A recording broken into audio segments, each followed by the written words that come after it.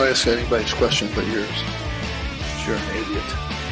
And really a disloyal person. Hello, everyone, and welcome to the Disloyal Idiots podcast here on the Fans First Sports Network. I'm finally back because people have decided, or at least creatures have decided to stop chewing through my internet cable outside my apartment so I can actually be on the airways with all our lovely people. We've got Steve Howler with us, and this week joining us, Kevin Wall, our favorite managing editor over at our sister site, Nudes Magician. Gentlemen, week one, it's finally here.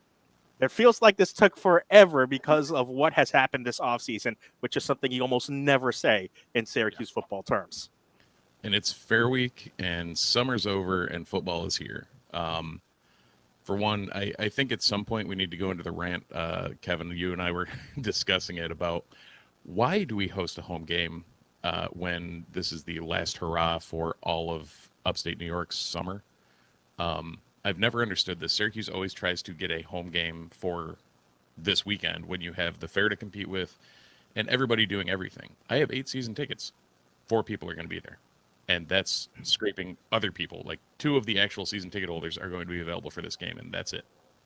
Right. And that's actually a newer thing for Syracuse. And they used to try to be on the road. Yeah. For this exact reason. And next year you won't have to worry because they will be on the road. Decidedly on the road. It's definitely outside of fair range for next year's opening game. But I think it's the dilemma is, do you go on the road week one and draw better attendance for home game, or do you try to win week one? And for years we've lamented the Syracuse, let's schedule 2 road games to start the season and really put our team in a bind so that when we come back to play at home, half the fan base is already checked out. So, yeah. I mean, like, it's kind of tough to build momentum. I think we saw that. I think in 2018, like in the 10-win season, I believe that's when they opened the season at Western Michigan, and still felt like it took a bit of time to build up the momentum for that team. Yeah, and that's I don't know. It's kind of weird.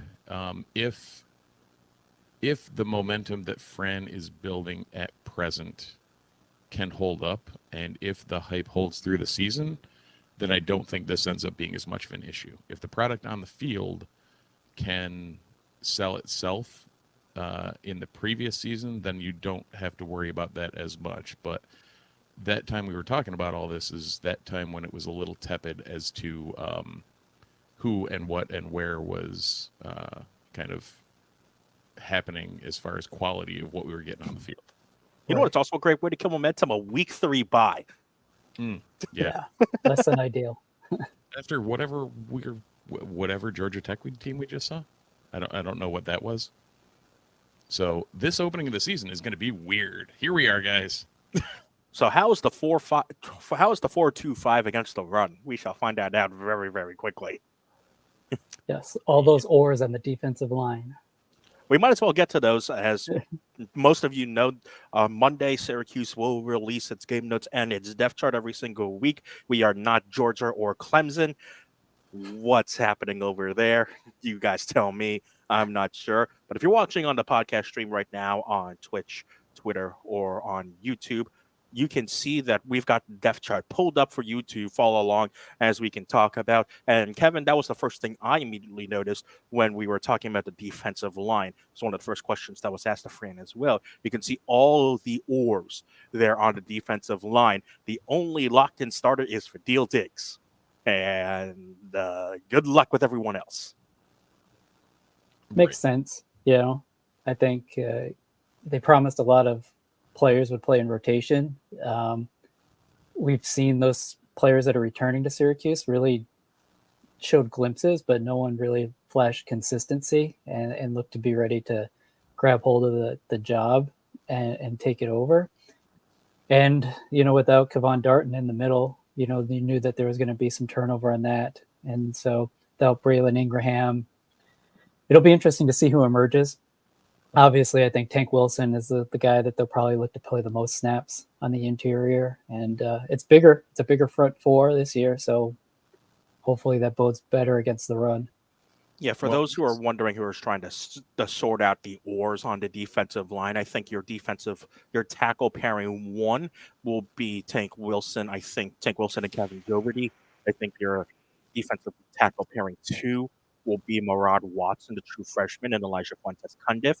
And then I think your defensive tackle pairing number three will be Isaiah Hastings and Rashard Perry. which is really weird based on how they're listed on that depth chart. Yeah, it's listed by numerical order on the depth chart. It's not listed by a actual 1, 2, or 3 on the oars. Good look there.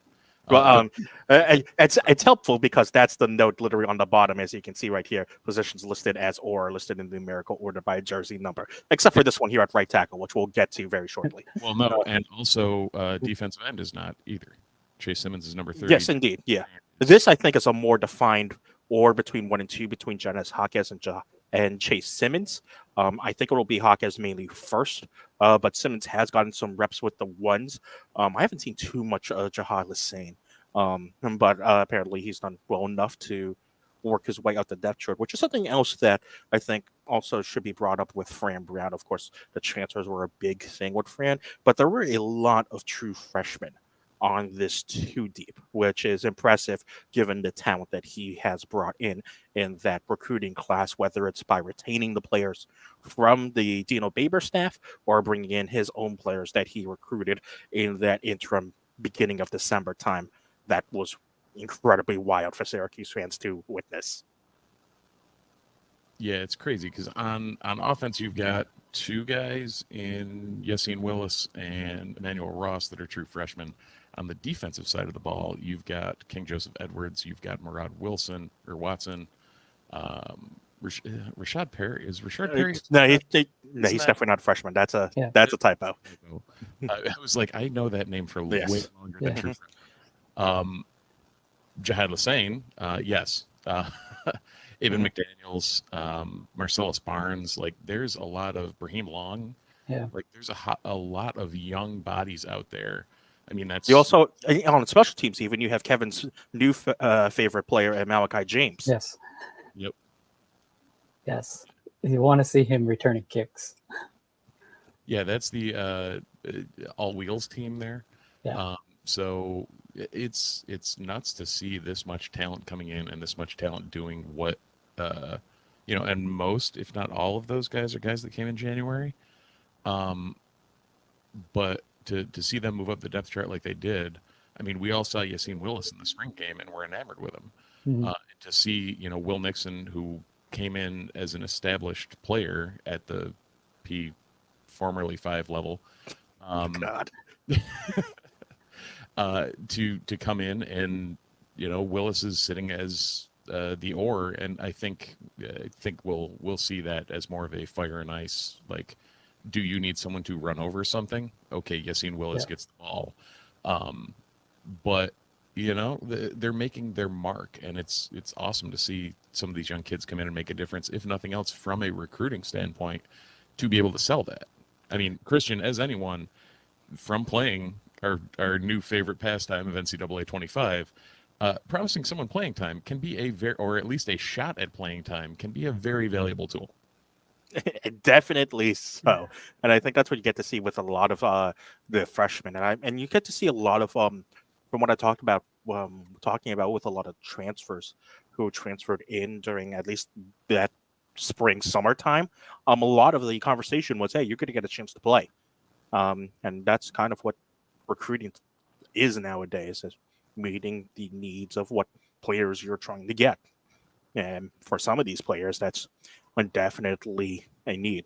I'm just excited to see now what Syracuse's jumbo goal line package is going to be like, because it's probably going to involve Willis and someone. Yes. Oh yeah, yeah, that'll be. What do you put Thunderdan as the fullback and Willis as your? Or you could do the insane thing, because you do have a 6th offensive lineman working in the backups in one Enrique Cruz, who is not going to be a starter. That is true, and he's listed currently as the backup or at right tackle. Yes. The other thing that I've noticed that it doesn't seem, and it might just be a week 1 thing, Dino had a penchant for putting multiple players at multiple spots on the 2 deep. It seems like Coach Fran is going with, lay it all out there, one man per position type thing. In theory, this is what the two deep will look like. In practice, I mean, he even talked about, Dale Williams even talked about on the offensive line, they're basically looking for next man up. So what we see as the true two deep, and this happens a lot on offensive line, the next best lineman will slot in wherever that is. So if that's Enrique Cruz at tackle, if that's Enrique Cruz at guard, he's probably not playing center. But whoever that next best player is, I say this and realize Trevion Mack is at two different positions, so disregard everything I just said. But next man up is going to be kind of the theme through probably a lot of this roster. And Trevion Mack, but when you look up and down on the roster, at least on the offensive and defensive side, that's the only name that you see as a repeat, as an offensive or defensive starter. Everyone else, like you said, is there's at least a unique name there. Point of order: the closest thing we have to a sub 300 pounder on the offensive line is Mark Petrie at 301. It's big. It's the last Demetrius Witherspoon at left tackle, 330. Jacob Bradford at left guard, 304. John Ray Reed at center, 316. Mark Petrie at right guard, 301. Xavier Washington at right tackle, everyone's favorite, 6'8", 340. Small boy. Yeah. And actually, when you look at everyone on that two deep on the offensive line, or three deep in some positions, everyone's above 300 pounds. Yeah. Yep. I mean, shout out to the Syracuse athletics training staff and weight room staff. Well, even at DT, like, gone are the days of the 260-pound nose tackle. Like, Right. Tank Wilson is floating around 300. Isaiah Hastings is around 300. Murad Watson, the true freshman, at 313. Like, there's some bodies there, and that'll be that'll only be helpful moving forward.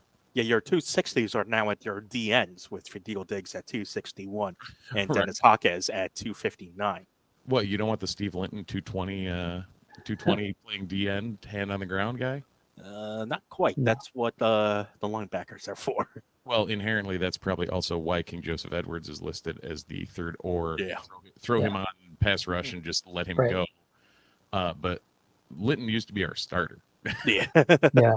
No offense to Linton, but that's not going to fly down, as an every down guy. Do we want to dive into? I mean, we've scattered around this. Do we want to dive in, position by position or anything? Yeah, let's go position by position and do the typical what you would do in a depth chart breakdown. Quarterback, who the starter is. It's Kyle McCord. That's no mystery. The mystery, obviously, for notoriously quality golfer, Yeah. Kyle McCord.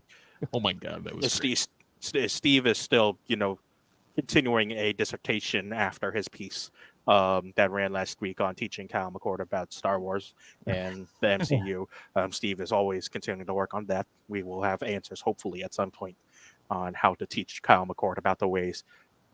Emily Leichler and Brent Axe are also probably working on that as well. I still have to watch episode 3, which dropped just about an hour before we went live of the All Access show. So I've got to catch up on that on my DVR. The quarterback position has always been, at least in camp, the focus of the backup, who is going to back up between Michael Johnson Jr. or Carlos Del Rio Wilson. There's an order designation between those two right now. From what I have seen through camp, I think Michael Johnson Jr. has the edge. Although the last couple of weeks, CDRW has been running with the twos. At the beginning of camp, it was Michael Johnson, but I think those two are very, very interchangeable. But almost the same height. Yes, indeed. Yeah. Michael Johnson Jr. an inch above CDRW, both at 213. But I think it's the FAU transfer, the son of the tight ends coach, Michael Johnson, will, I think, have the edge if something, knock on wood, were to happen to McCord. And for anyone who watched the Olympics, not that Michael Johnson. Not quite. We got track guys, just not that track guy. Right. If that was the case, he would be returning kicks. One would think. And again, we saw the Quincy Wilson football tape leak out on the NFL Twitter, so that's where Fran's got to start recruiting now. Kevin, what would you do if that happened? Quincy Wilson? Yeah. I think he needs to get a little bit bigger before we start looking at him as a D1 player. Might work in the prep leagues in Maryland, but I do want to see Malachi James with the ball in the open field early this season, if preferably Saturday. So it'd be interesting to see how that would work if college implemented the current NFL kicking rules right now, where he literally has acres of space to run and build up steam. Oh man, if only.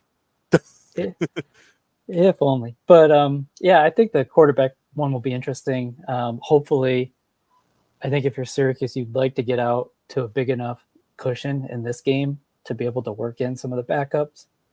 And I'm really curious how Fran approaches it, because we saw with Dino, he didn't like to do that.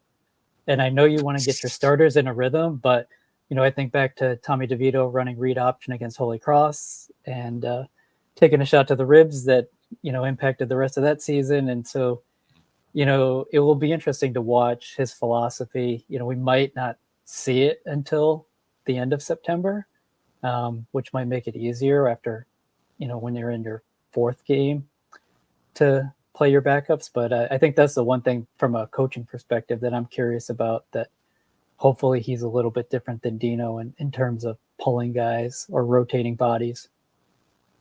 I'm pretty sure he'll do that with McCord any chance he gets, because just the way you've heard Fran talk about McCord, very, very protective of. He knows that this offense is going to run through him. So if he feels safe, he's going to pull him.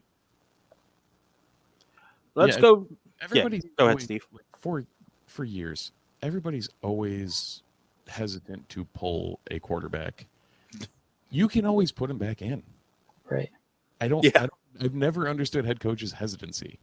Like, I don't know if it's some weird superstition or something, but like, if a drive goes sideways, there's another drive. Like, if you're pulling him when you're close enough for it to matter, what the hell are you doing? Yeah. Right. But like, at the point you should pull him, like, you can always reinsert.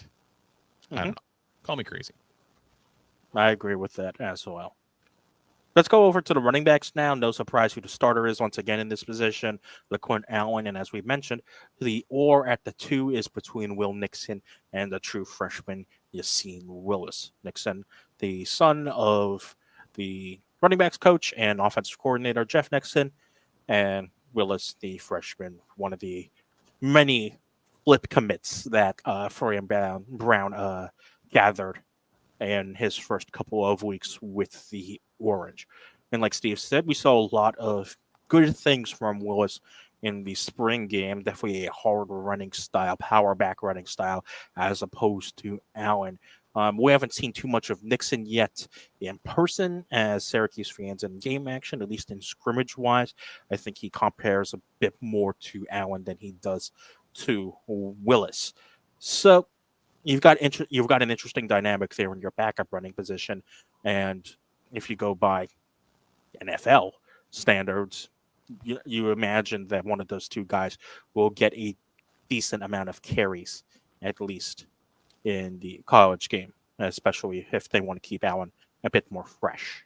Yeah, I got the sense from last week's All Access when Fran said, he wanted to rotate Allen, people in for Allen a little bit more to keep him fresh, that you could see, if you get a drive going, you get a couple first downs, that Allen comes out and Willis comes in, to try and take advantage of a defense that's getting a little bit pushed back and tired.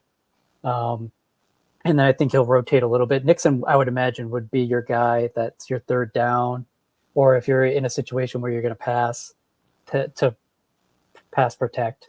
I think asking a true freshman running back to be a pass protector might be a little bit daunting, even though Willis has the size. But I would imagine that's probably where you'd see Nixon. Those guys in third down situations. He's more experienced. He might be on the same page with McCord as far as what they see the defense doing and, adjusting accordingly to, hot routes or blitz pickups, things of that. Well, we have seen experience doesn't necessarily mean that at the running back position, because we did have Sean Tucker on the roster. And boy, Steve could also write a dissertation about Sean Tucker run blocking. Sean Tucker run blocking. Pass blocking, yeah. Excuse me, pass blocking, yes. So, Kevin, one thing I did notice from Nixon's Washington bio, he did have a kick return for 20 yards. So I haven't seen any tape, any film, anything, but it does seem like he's got some wheels too. So he is right there on the two deep on the kick return, as the quote unquote number 2 option if Pena and James go down. So that third down back description is quite perfectly apt. That'll be interesting to see. And from what I've seen in camp, at least in the fall training camp, Nixon has primarily been with the 2s. I haven't seen too much of Willis actually with the 2s. So I would imagine, even though there's that or designation right there, that in general open field play, Nixon would be your first option off the bench. And if you get down to a jumbo goal line package, then it's Willis. It's a tactical or. I think we're going to coin that term now. Yes. Tactical or. Let's move on over down the depth chart as you're reading it if you're watching along on the podcast. Again, on Twitch, Twitter, or YouTube, Disloyal Idiots. On Twitch and YouTube, on the Fans First Sports Network, on Twitter, and on the YouTube and Facebook page, as well as the Fans First Sports Network. You can watch the live stream if you so choose. We've got the tight ends. Not too much discussion. We'll gloss over those mainly because it's around the Gadsden and Dan Villari. Pretty much what you expect. Jamie Tremble, most people would probably be wondering if he could maybe glance a shot. He's probably not getting up there, at least this season. But Fran has indicated that he will most likely get some special teams action this year based on what he has shown, the star freshman of the last recruiting class. Tremble's actually my guy that I think isn't on the depth chart that's going to be a factor this season. And I agree. I don't think he'll ever be ahead of Gadsden or Villari, but I see Syracuse using him in situations. Talk about red zone package. If you put Arande on one side and then you have Tremble on the other, you might get Tremble in situation where he's up against those 5'10", 5'9" nickel DBs that are in the game in the slot, and you could see some use of him in spots. Same with David Clement, but otherwise, I don't see you taking either of those 2 guys off the field much. You do have the tight end depth for a 0-3-0-4 package at some point, which I know Steve would just love to see. Oh, go with Villari as the fullback, Willis as the tail, and then those 2 on the outside with a full jumbo set. Like extra tackle in, or bring in Cruz as a 6th lineman, and then that's what I'm saying. Extra tackle in too. Yeah. Just so full jumbo. Bring Cruz in. We put Max Mang at fullback, Villari at halfback. Try and find. And we're right back. And we're right back to the last 4 games of the season from last year. Hey, we want to see at least once.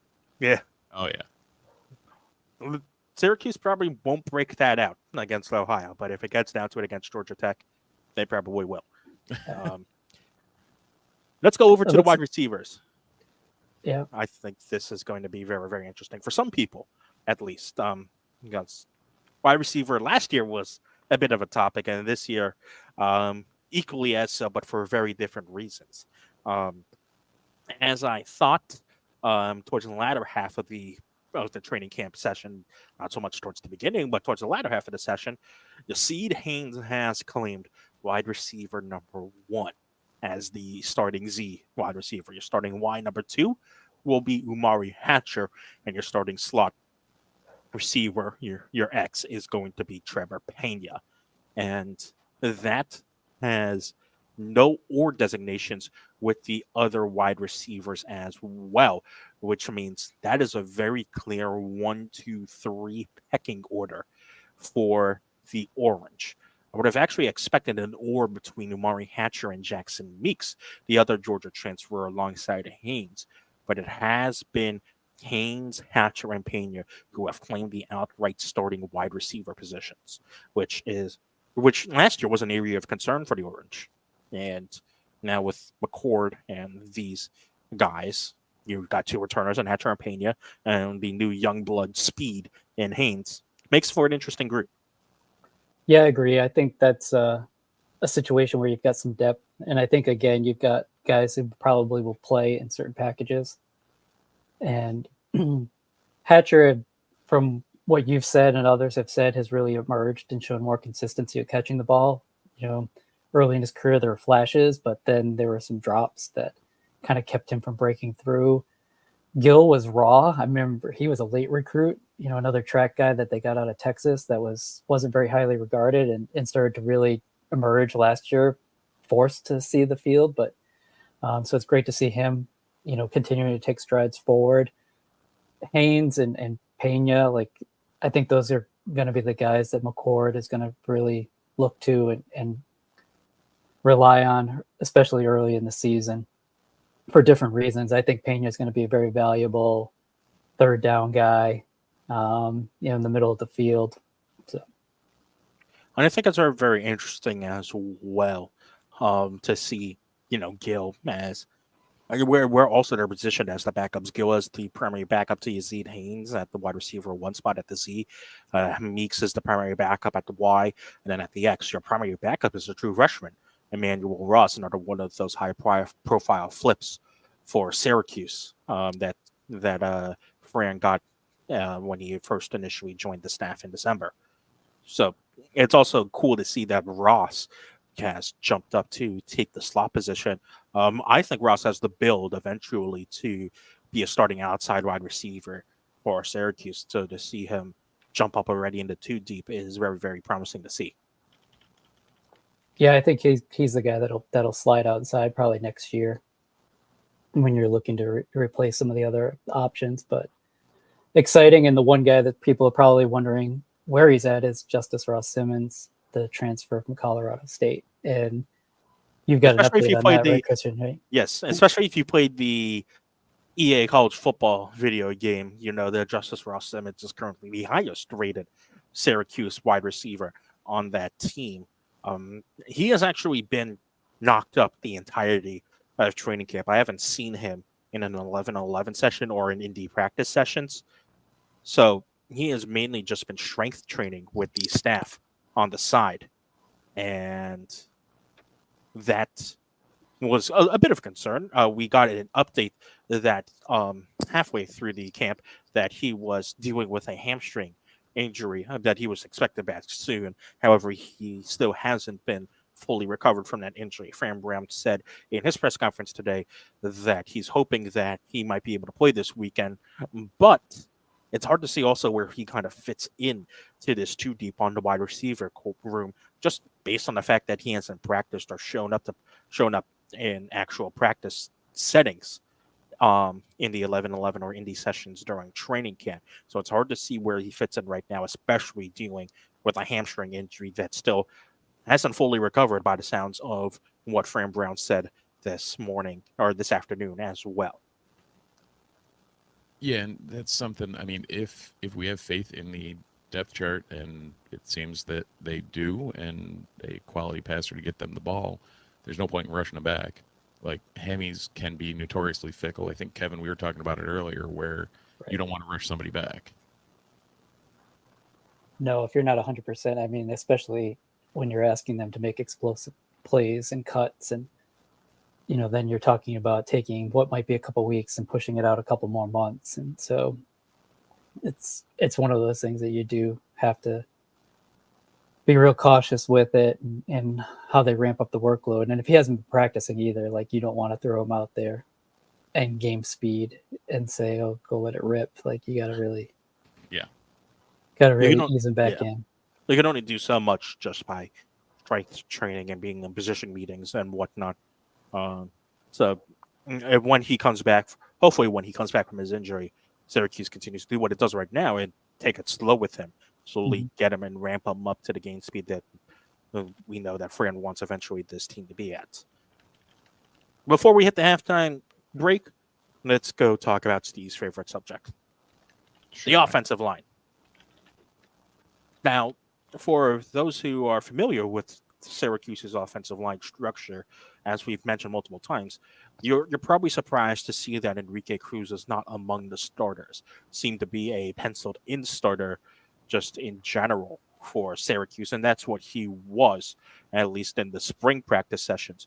But with the addition of Savion Washington, there was now a battle at left tackle, and on a great piece by Chris Carlson, found out that Demetrius Weatherspoon, dropped a bit of weight and worked on his footwork to be able to go over and flip over to the left side to claim that starting spot over Cruz.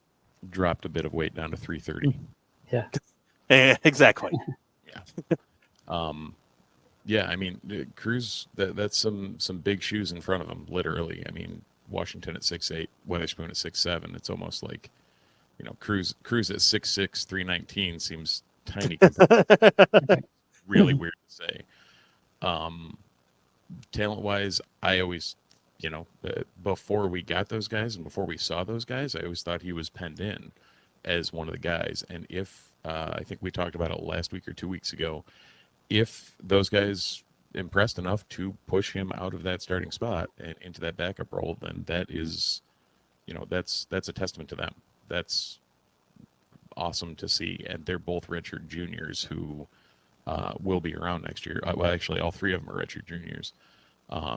So you get 2 years out of both of the starters, and then Cruz is still a redshirt junior who, hypothetically, you've got Petrie and Bradford at guard who are redshirt seniors. Maybe he slots into one of those spots next year, or he's the next man up on the line somewhere this year. So I was surprised by it, but I'm not going to complain about it. And if you're wondering if you're not so tuned in like we are to Syracuse, if you're wondering who Demetrius Weatherspoon and Savion Washington are, Washington is a transfer from Colorado.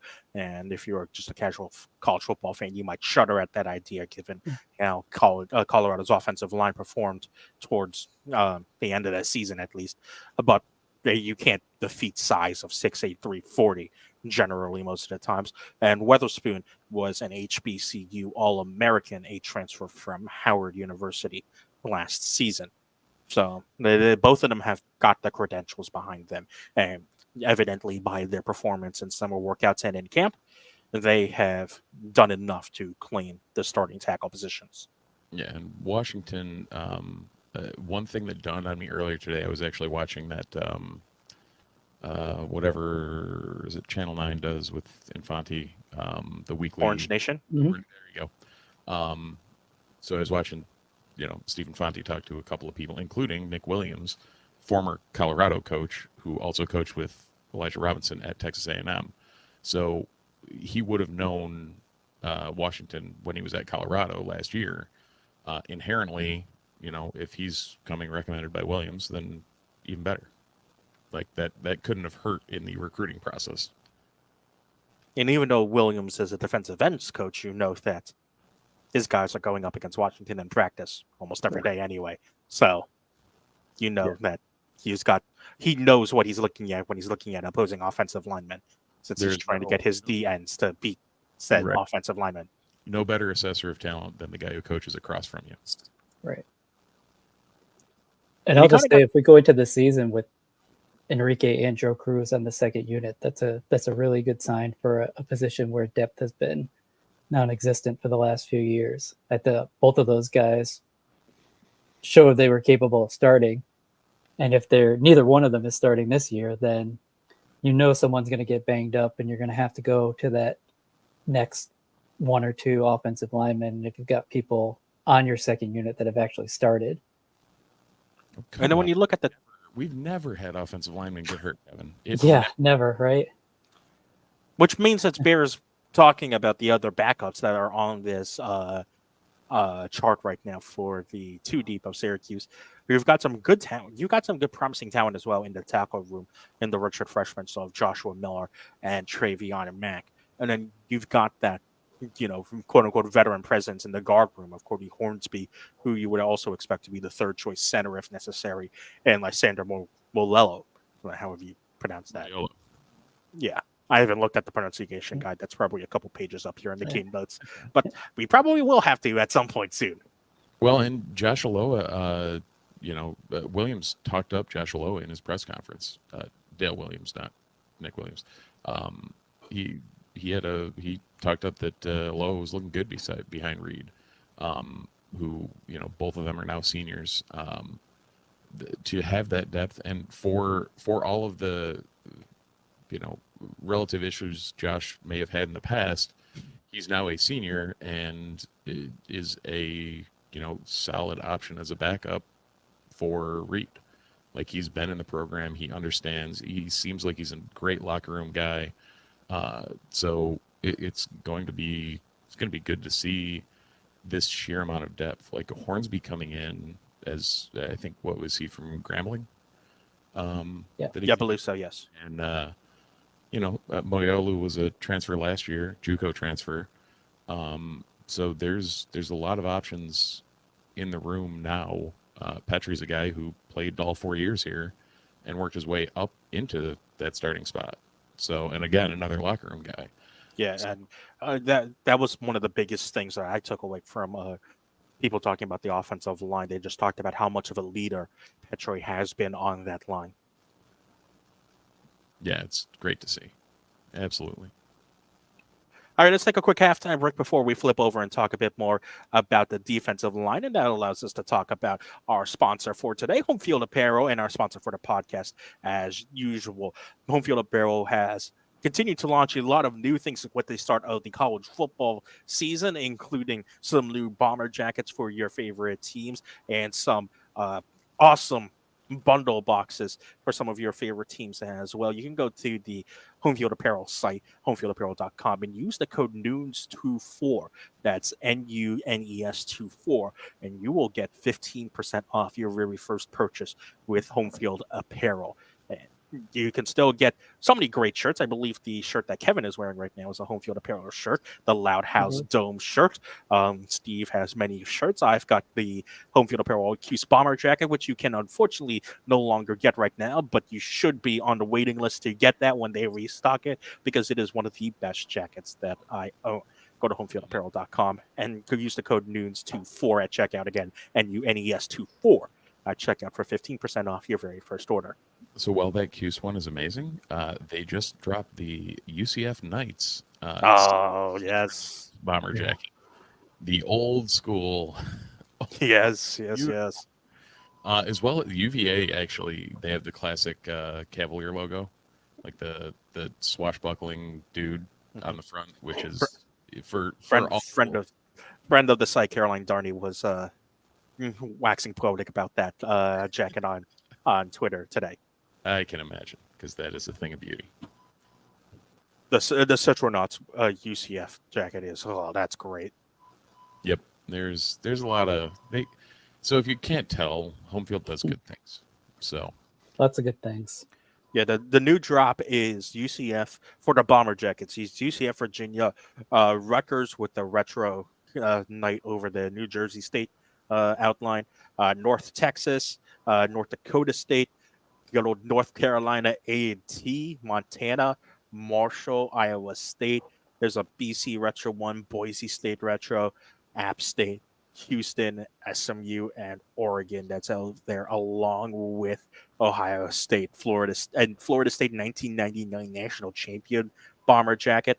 Yep. Nebraska 1994, as usual, and Montana State as well. A lot of good stuff at homefieldapparel.com, including their kickoff boxes as well. Once again, code NUNES24, NUNES24 at checkout for 15% off. That green on that Marshall jacket is just ugly as sin, and I love it.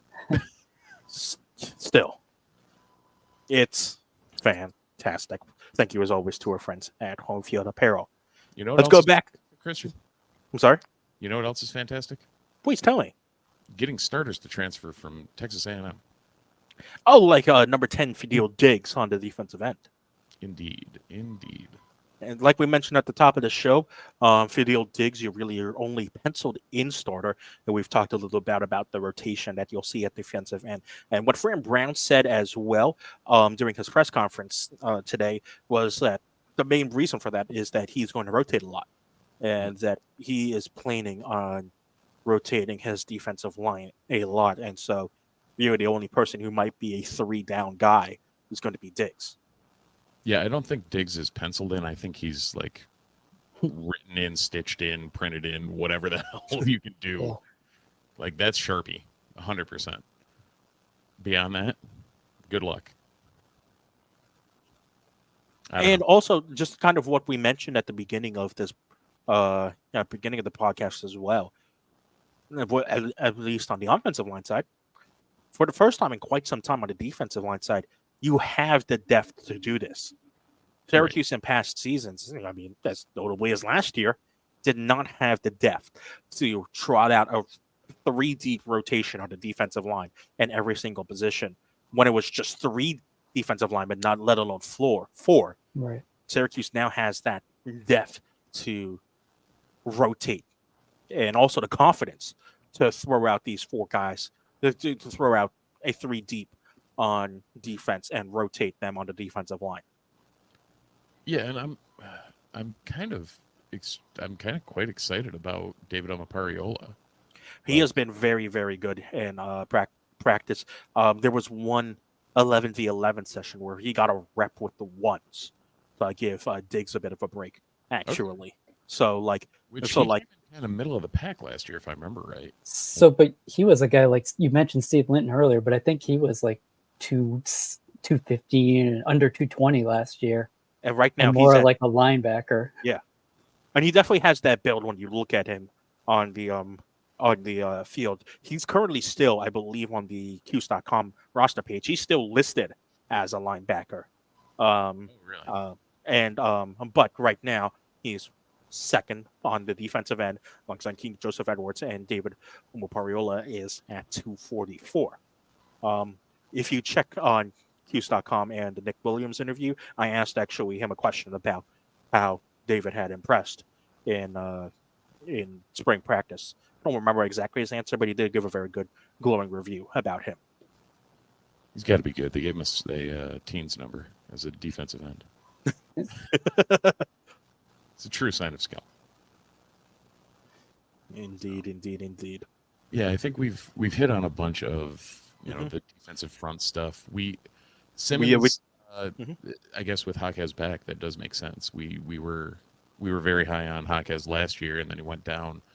Yeah, that's really been the only knock on Jaquez in his entire Syracuse career is that he just hasn't been able to stay on the field for one reason or another, freak injury or not.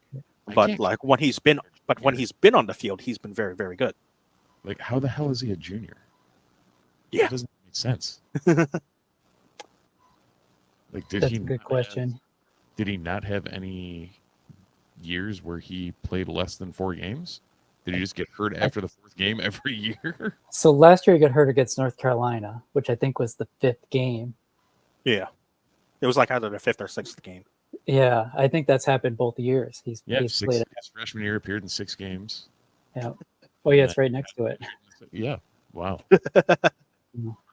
I mean that's got to be, to have that happen 2 years in a row has got to be ripe for like petitioning for some sort of medical red shirt or some. There's got to be some way to.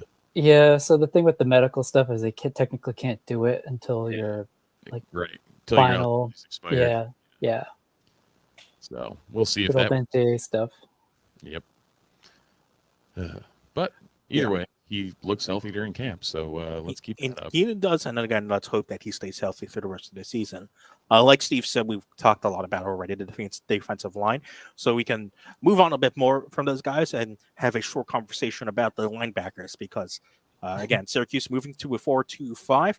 Probably no surprise to anyone who is a Syracuse football follower who the 2 starting linebackers are, Marlo Wags and Derek McDonald. Let's talk about the backups, though. Anwar Sparrow, I think, has moved up the depth chart, actually, because I didn't see him among the backups at the start of training camp, which probably surprises a lot of Syracuse fans. But he has since moved up and taken that backup will linebacker spot, which I think a lot of Syracuse fans expected, alongside redshirt freshman James Hurd, who is the primary backup to Marlo Wax at middle linebacker. The person I'm surprised to not see here is Zion Moultrie Goddard, a freshman, who was very, very impressive during camp. So many of the coaches were talking and giving a lot of praise to him, and he's already earned a mini Marlo nickname. So, Yeah, I was surprised to actually not see him on the two deep right now. redshirt freshman, if I remember, for Moultrie Goddard. Yes, probably. Yes. But yeah, I mean, I wouldn't be surprised if we see, a good 5 or 6 man rotation at those. But with Wax and McDonald getting the vast, vast majority of the snaps, but Right. there's going to be, especially with 2 backers, there's a lot of ground to cover, and it wouldn't hurt if we have functional backups to get them some blow over the course of the game. And that's just another, and from what we've just seen in defenses in college football, I mean, that's another common rotation spot in linebackers. I mean, we saw that all the time last year in Syracuse, where the second unit would play essentially a full drive in the second quarter to give the starters a bit of rest. Right. And you'll also, I think, see those guys on special teams. I know Franz talked about starters playing, and I think you'll see Wax on some of the coverage, but hopefully like these backup guys can handle kickoff coverage and some of the other things, so your starting defenders don't start drives after having the full sprint down the field on kickoffs. Punts a little bit different, but and again, more depth is not a bad thing. It's a weird thing for us to talk about, but certainly not a bad thing. And you really start to see that depth when we talk about the safeties and defensive backs. Kevin, I know this has been a topic of discussion much for you in this offseason. Who are the cornerbacks that will be starting for Syracuse? One of them is clear, the other not so much, and that's actually, in my opinion, a good thing. Yeah, it's the whole thing about the secondary is very interesting, and Fran's obviously a DB's coach, but he took a transfer in Devin Grant, who was a safety and excelled at safety, and he's moved him to corner. He took Deuce Chestnut, who was a cornerback at Syracuse and LSU, and has moved him to safety. And so it's very interesting, hearing him talk a little bit about, especially with Deuce, his future, pro prospects being better at safety, maybe necessarily than corner. But when you think about those guys in interchanging positions, it's almost like we're talking about the offensive line, where it's the next person, the best person to fill in is going to go in, and then we'll rotate spots. And so I'm very curious. Obviously, Grant is an or with Marcellus Barnes, the true freshman. Really interesting that Barnes is kind of in that spot. I thought he would slide in probably as the nickel, or maybe starting over Clarence Lewis.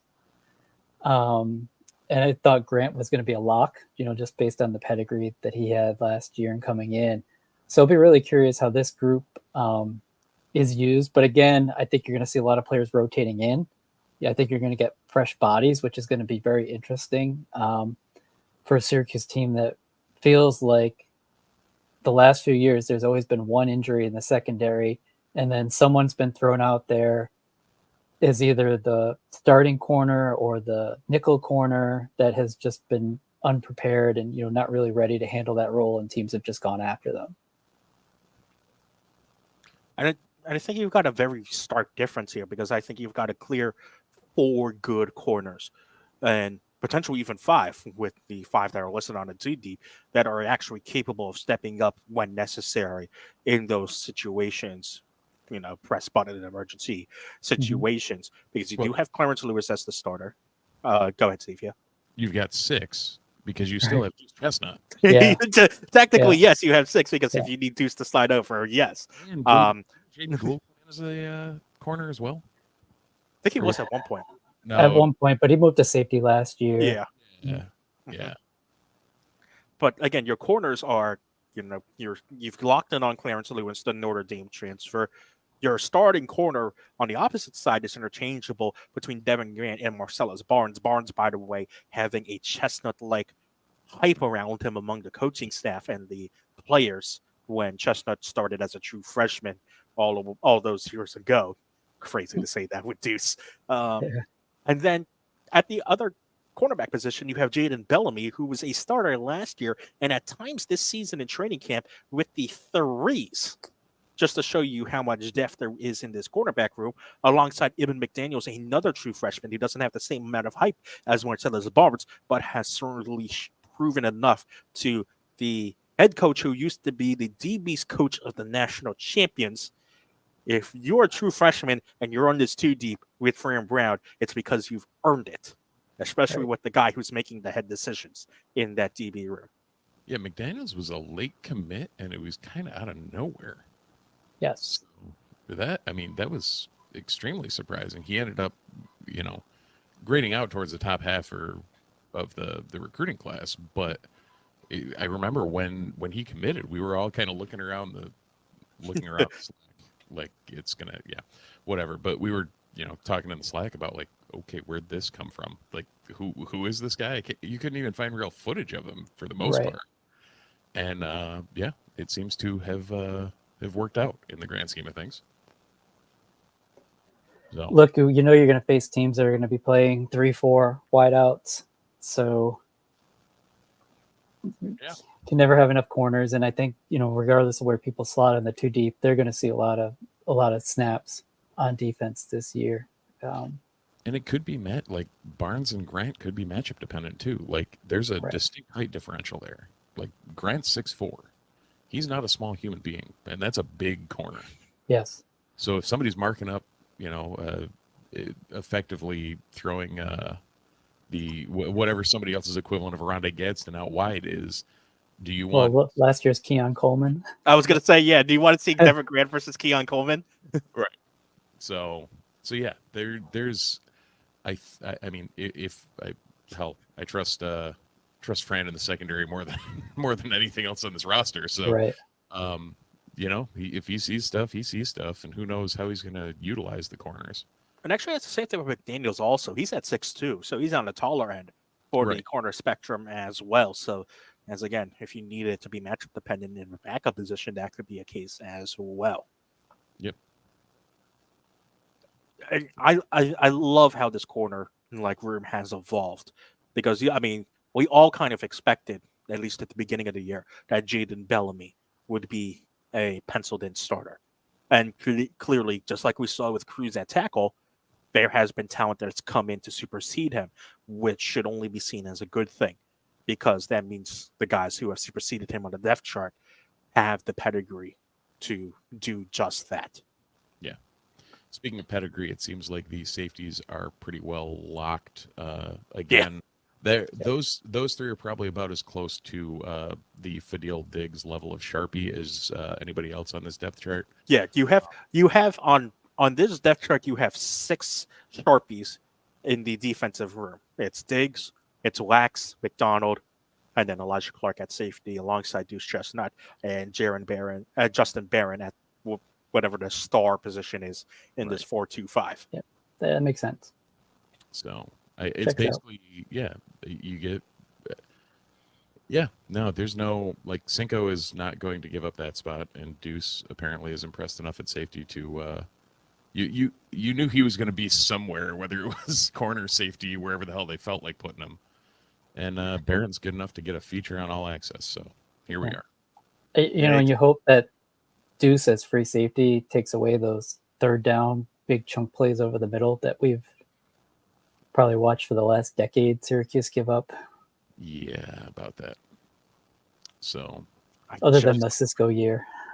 I just want to see Justin Barron take a good route at a outside runner. Pursuit angles are overrated, Christian. That's the only thing I want to see from Justin Barron. That's the only complaint I have about Justin Barron, is that his pursuit angles on guys rushing on the outside to him have not been great at times. Speaking of Justin Barron and that star position, we have Jaden Gould, the aforementioned, backing him up there.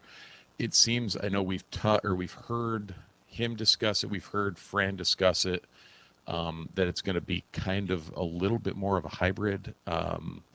jack of all trades type thing and just kind of let him read the offense and go, which it's a very modern take on the position, which I kind of like. And it seems like Fran is very comfortable that Barron is someone with the head that can do that.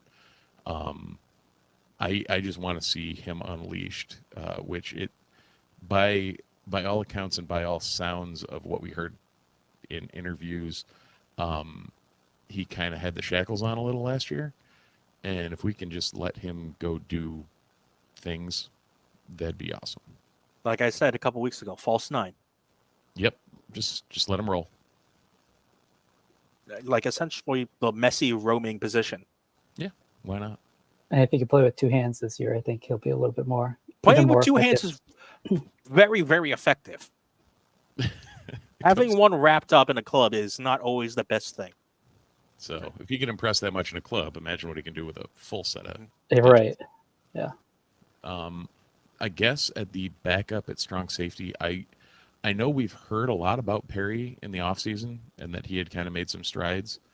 But it also seems like Raheem Long, the true freshman, is also making strides. And it was Long and Buxton who were replacing Chestnut among the starters when Chestnut missed the beginning part of training camp due to illness. Okay. And that was kind of early in camp? Yeah, that was early in camp when, again, Chestnut was not participating in camp due to illness. So you said it was Long and Buxton? Yes, Long and Buxton. Mm-hmm. Okay. So looks like Buxton has cemented himself behind Deuce as the free safety backup, and Long is in the mix at strong safety. So again, probably next minute, like Raheem Long's probably the or at both those positions by what you're saying. So yeah, I mean, again, a position that I don't know if we knew we had the depth that we had at until we're seeing this.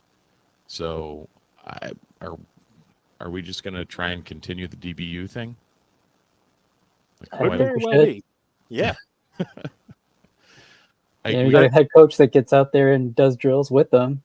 And he's the head recruiter. I think let's just keep rolling with that. DBU. When he's like when he's still coaching that position in Indy drills, you know. Yeah, I did love the 100% the during the All Access they interviewed him, and it might have been that or one of the when the ACC Network guys were on campus. I can't remember where the interview was, but they were talking about that, and they were discussing him getting out there for drills, and he said, "Yeah, I had one in me, and I did it, and it worked." He's like, "I got the team around me, and I only needed one, and that's all I had." It's like, "Yep, you're still in it. You're still with it, but you're also, not superhuman anymore." I know that feeling all too well.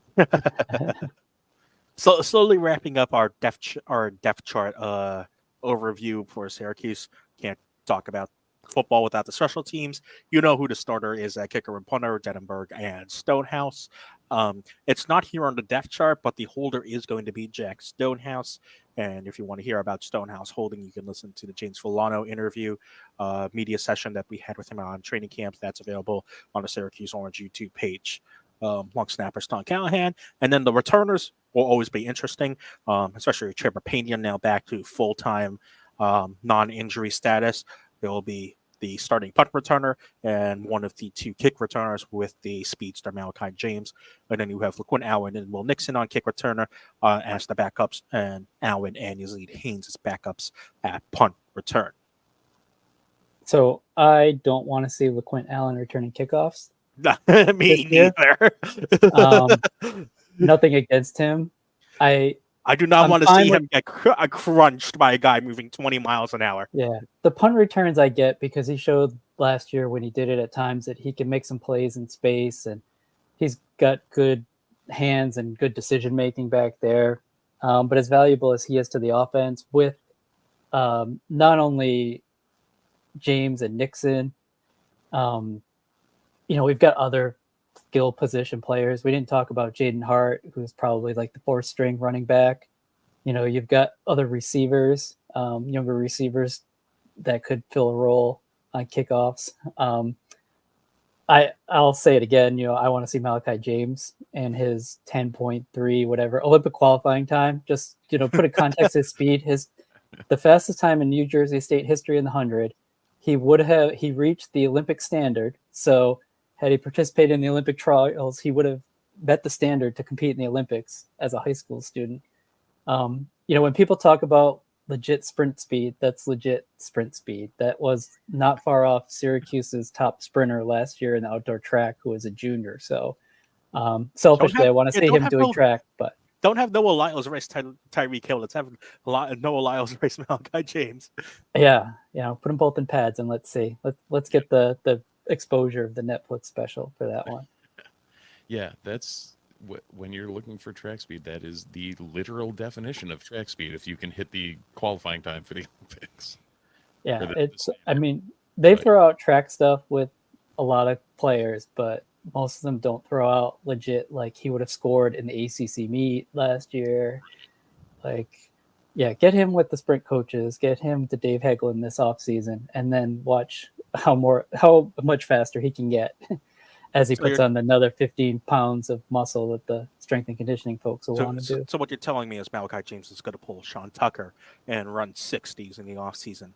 I would like to see it. I hope Coach Fran he talked about Donovan Darius, and those guys, and Donovan Darius, just a little aside to show what a track guy he was. Donovan Darius didn't come out and run the 60 or the 100. Donovan Darius came out and ran the 400-meter hurdles as a safety. Yeah, if you run the 400-meter hurdles, you are not just fooling around with track. Like, anybody who watched that in the Olympics and saw what that looks like in the final 50 or 60 meters, like, so, that was legit track stuff. So I'm hoping that, Fran will send some of these guys over, especially the skill guys. Like, I don't think it hurts to have them work on, biomechanics with someone who's coached NCAA champions, All-Americans, and now an Olympian in Dave Hegland and his hurdle sprint group. So we'll keep an eye on that this winter. Don't you worry.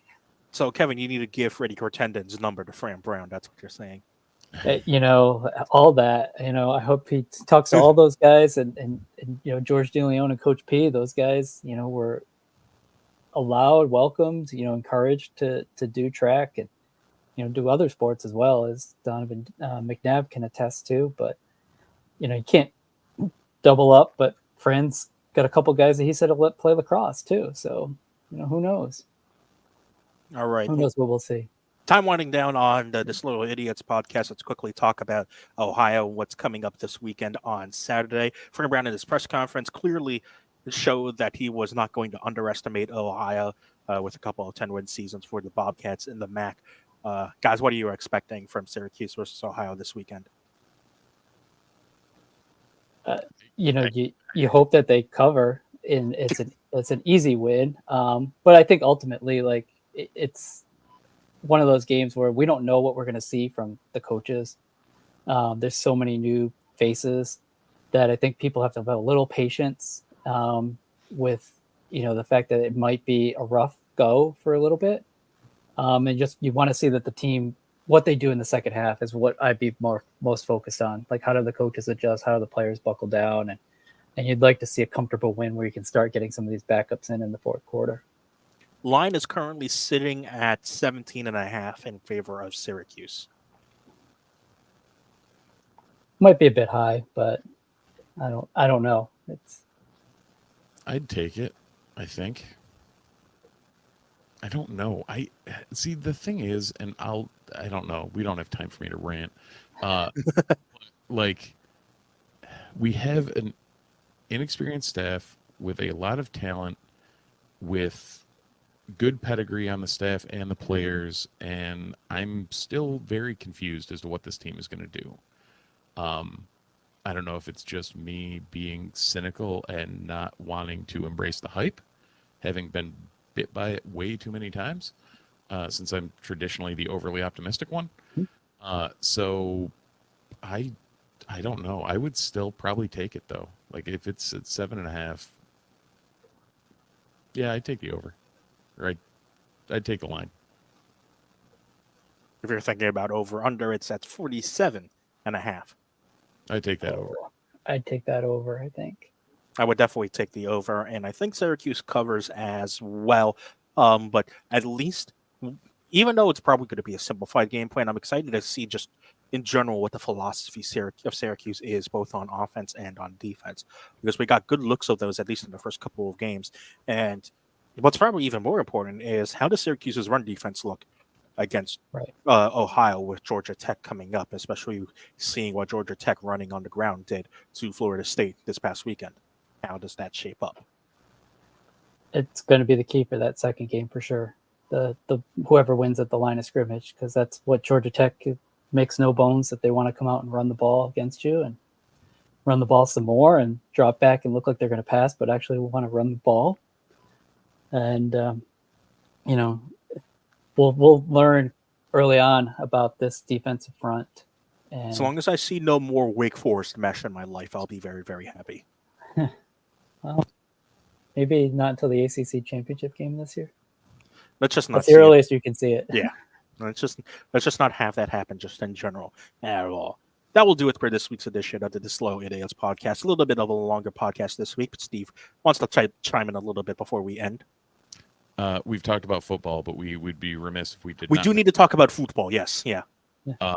So Mac opened the 2024 season coaching the team to 2 victories, one eking out a win on the road against Colgate, and then a comfortable 3-0 win on Sunday against Niagara. I believe. Niagara. Niagara. I told you about Shaquille Ming. He looks great. Yes, you did. And I think other than that, the only other name on the team sheet you'll remember from last year is Nick Kalukian. Yes. Unless General Leibold is back from that injury that he had. No, it's actually Ming who's taking over that left back spot, the left wing spot, and he's been really good. And Ming's a freshman. Okay, cool. So there's that. If you're watching Syracuse football games, that is number 24 in the orange and blue rugby for men's soccer. Well, hopefully I'm getting out on. I might be able to get out on Thursday to see the second home game, because the home opener they packed the stadium. It was pretty. I believe it was a record, right? It's the largest crowd since 2018, just under 2,000. Insane. So, which is pretty impressive for a game before classes even start. Yeah. So there's definitely hype around this program, and they looked good in their first 2 games. I think at some point we're going to have Finn on to discuss the happenings on the pitch, and we'll go from there. But great start to the season. Great start to the season for Syracuse football. It's time for Syracuse football to do the same on Saturday against Ohio. On Sunday, we'll have the full breakdown of how Syracuse looked in their first game in the Fran Brown era, and then headed into the gauntlet that is the upcoming ACC schedule for Syracuse. That will do it for this week's edition of the Disloyal Idiots podcast. We'd like to thank Kevin for joining us this week, the managing editor at newsmagician.com, our sister site. You can check us out over there at newsmagician.com for our upcoming previews and such on the Syracuse football season. As always, Sundays at 8 p.m. We'll hopefully have the full crew alongside Andy joining us next week as well. Give us a like, subscribe on the Twitch and YouTube page on Disloyal Idiots, and on your podcast platform of choice. Rate, review, subscribe, trick so that we can comment and trick the algorithm into expanding the Ottoman Empire.